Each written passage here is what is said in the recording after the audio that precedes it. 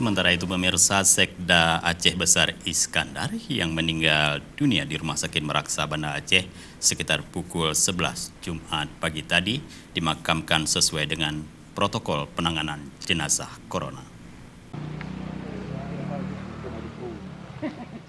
Jenazah Sekretaris Daerah Kabupaten Aceh Besar Iskandar tiba di Menasah Kampung Lam Lumpu, Kecamatan Pekanbadak sekitar pukul 16.00 WIB untuk disolatkan.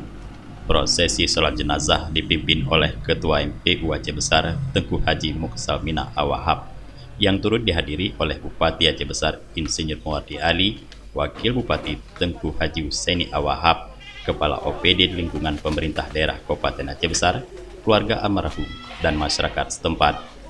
Usai disalatkan, jenazah langsung dibawa ke area pemakaman keluarga. Prosesi pemakaman dilakukan sesuai dengan protokol penanganan jenazah COVID-19.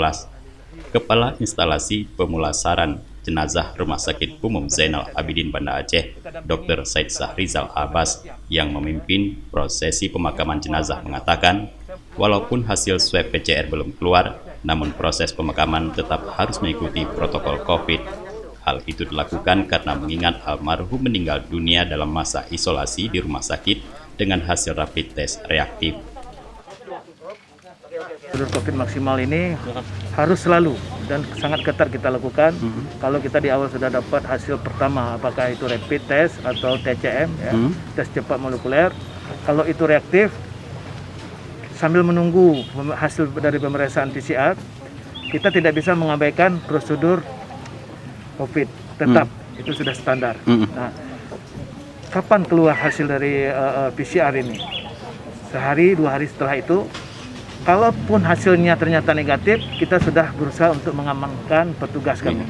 Jangan sampai satu yang sudah meninggal karena itu memang ketentuan Allah, tapi kita akan menambah beberapa personil yang lain.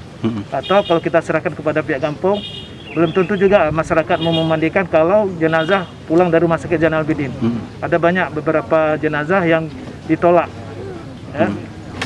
Nah, prosedur penanganan pemulasaran jenazah COVID maksimal ini sudah berulang-ulang kali kita lakukan dan ternyata ini adalah pilihan yang terbaik.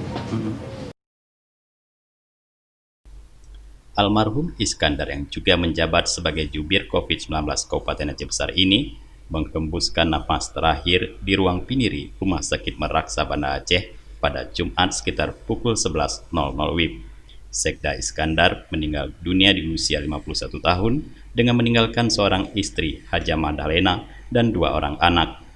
Dari Aceh Besar, Tim Liputan Aceh TV melaporkan.